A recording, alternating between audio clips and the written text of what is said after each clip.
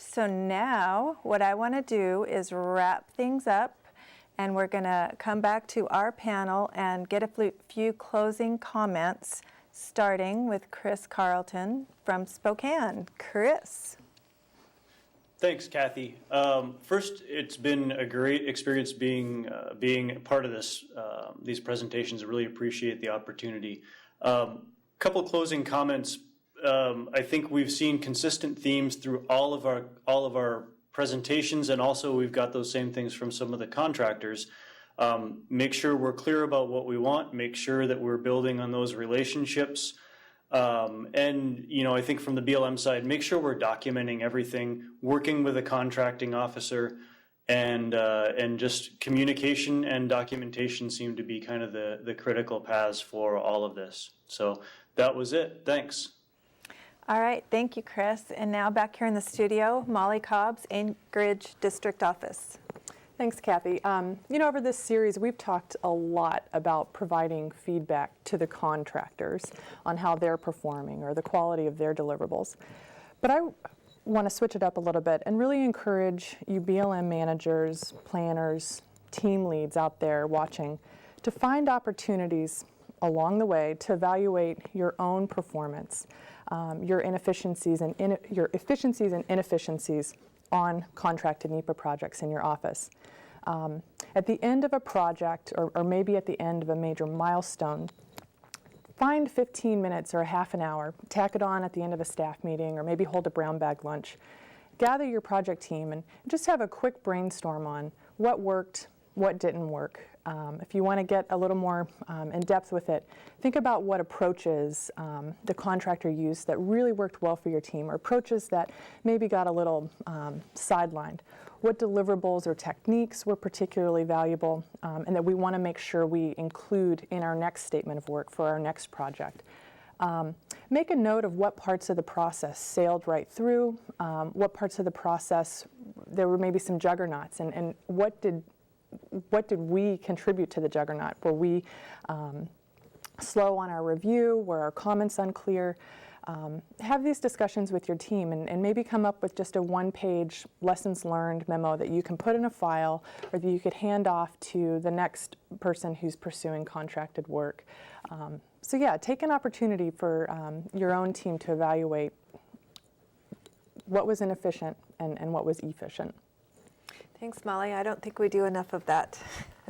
All right, and then we will wrap it up with our contracting officer, Cindy Kleinholz. Thanks, Cathy. Well, I want to say, first of all, I want to say a big, big thank you to Cathy. I have learned so much from her about NEPA, along with Chris and Molly, and it's just been an absolute pleasure to be down here at the NTC. You get a full grasp of what our mission is, and I forget that when I get back and I'm all cubby-holed in my contracting world. Plus, I want to thank you for including the contracting, that we don't get invited a lot to training. So I appreciate that, and I'm more than willing to share my little knowledge or directions anytime to anyone.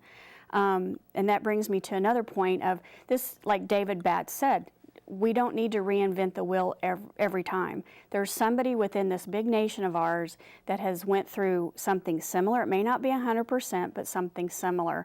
So if you could weed that out, find their lessons learned, it's going to make your process a whole lot easier. And lastly, please don't be intimidated by any parts of the contracting. I personally believe, I think my branch chief, Lorna Gunning, believes that we are a team, and the sooner that we get to be that team, the more successful our project's going to be from start to finish. Great, thanks. Okay, so as I've mentioned several times, this program will eventually be posted to our Knowledge Resource Center website. And if you haven't already bookmarked the link, which I'm sure you all have, then the easiest way to find it is just do an internet search for BLM KRC Contracting. The series of 3 broadcasts, Contract Initiation, Contract Management, and Contract Closeout, will all be posted to the same page to make it a little easier for you. And again, if you registered in DOI Learn for this broadcast, you will get an evaluation emailed to you from Metrics That Matter. and you did such a great job last time providing us with specific, detailed comments. We would appreciate it if you would just do it one more time. You can ignore those questions that don't apply, like the ones about pre-work and exercises. Just ignore them, and then maybe you could take just a tiny bit extra time to think about what else you would like to see on an upcoming broadcast. It looks like what we're talking about is the next one will probably be on mitigation. So if you're interested in being involved in the broadcast, even if you don't want to present on camera, if you want to help us give us some ideas of what should be presented, then just give me a shout.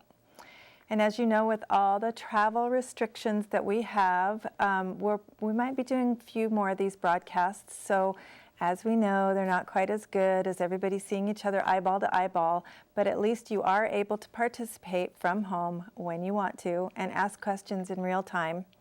And remember that the evaluations that I just talked about a little bit ago, they're anonymous. So if you want to volunteer to help out with a future broadcast, or if you want to help prepare guidance documents or something to post to the Knowledge Resource Center, whatever you want, just send me an email directly. And I would like to thank Molly Cobbs and Chris Carlton and Cindy Kleinholz for all your time and effort to participate in these 3 broadcasts, especially Chris, who is moving this week. We appreciate your being able to participate with us. And I'd like to thank Dave Davis from HDR and Greg Larson from SWCA and David Batts from EMPSI for taking your time out to provide us with the contractor's perspective. You really gave us some valuable gems, and I know it was kind of a last-minute scramble, but thanks for moving your schedules around. But I would especially like to thank you, the viewers, for your time and your undivided attention. Without you, we wouldn't be here. We hope you learned a lot and that you've got some great ideas that you can implement tomorrow. And if you'd like to discuss any other planning or NEPA-related courses, just go ahead and contact me or Tessa Teams here at the National Training Center. Well, that wraps up early today's forum on contract closeout. And that ends our 3-part series on improving planning and NEPA contracting in the BLM. So long from Phoenix, and we'll see you next time.